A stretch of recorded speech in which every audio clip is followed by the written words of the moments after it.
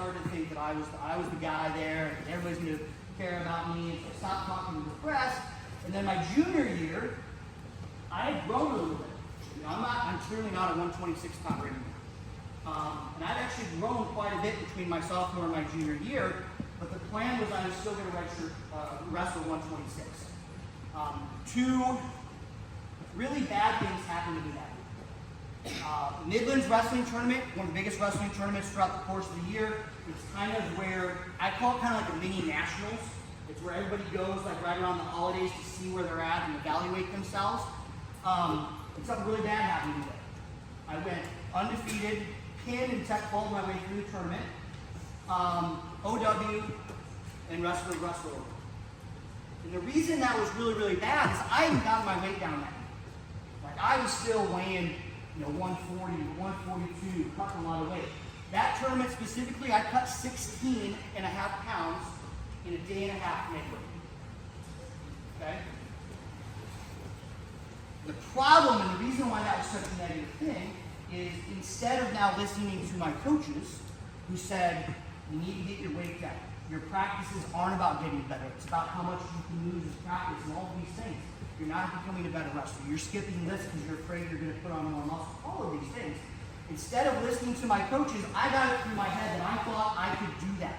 I thought that I could cut 16.5 pounds over the course of the entire season and perform well at nationals. Right? You do that over the course of the season when your weight's going like this, and I know some of you guys probably do it, right? Your body's going to change.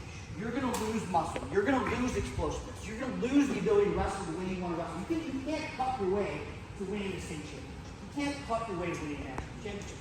I didn't understand that then. I thought, hey, I could just do this and be completely fine. Other bad thing that happened that year, I had a routine. Things were going well. Right? I think I lost one match that year. Dumb mistake. I decided to take down on a guy who was like 6'4" and all he did was cradle.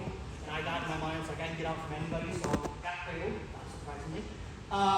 Was having a great year. Flash forward semis of Big Ten, I ended up spraining my ankle.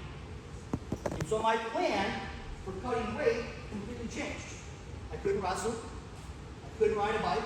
I couldn't run. I couldn't do all these things or jump rope, whatever it might be to be able to cut weight.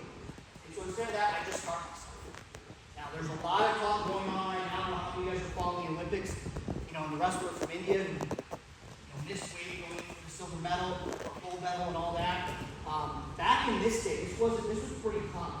Weight cutting rules were vastly different than what they are now. So sprained my ankle, tried to make weight at nationals, made weights, but the problem was my body revolted for everything that I decided to try to put in.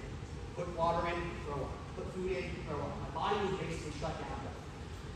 About halfway through my second match, and my legs were rubber, complete rubber. And then ended up losing the net. I won one more match and then lost, and then grabbed my stuff, walked up to my dad, handed them my bag, and said, I'll see you back in Iowa City. I was going to go catch a Greyhound bus or things like that in Iowa City. I was done. Almost quit the sport of wrestling. Like, that is how miserable my experience was. Got to the Greyhound station, realized I didn't have a wallet, didn't have money, so I decided to jog to the hotel. By the time I get to the hotel, Royce Alger, who's one of our assistant coaches, was there. And he says, you're not going anywhere. You're going to be with me.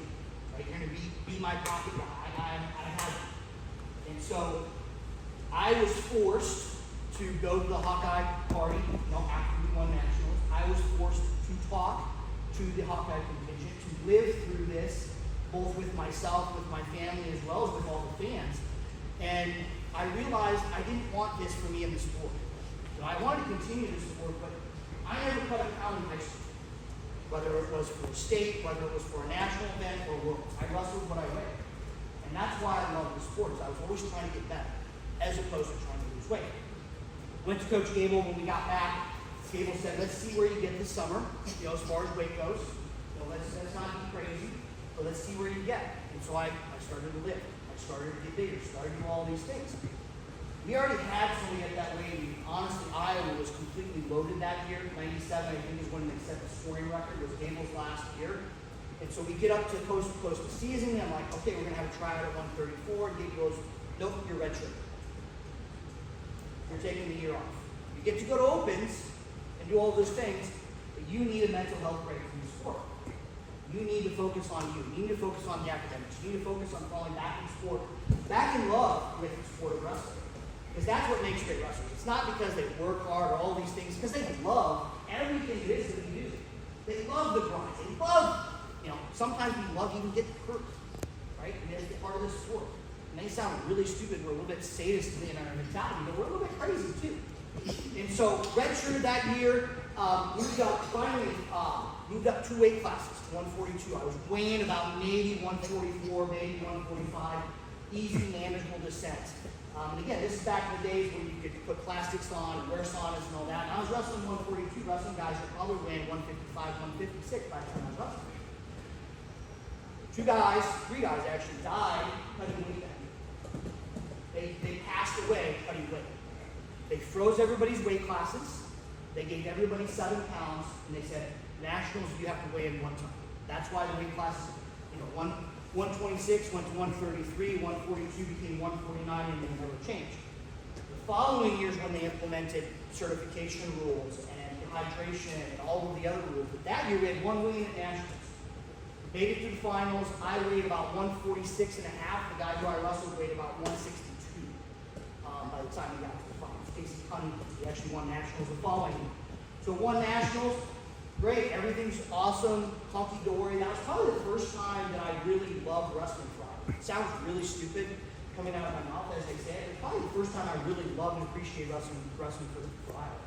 Because I was back wrestling for myself, wrestling for the things that are important to me, as opposed to wrestling for the fans, or trying to wrestle for the expectations, or all of these things that we've gone through. Decided to go to law school. I continued to train. Was on the Olympic ladder 1 year, had a job offer to go work in Chicago for an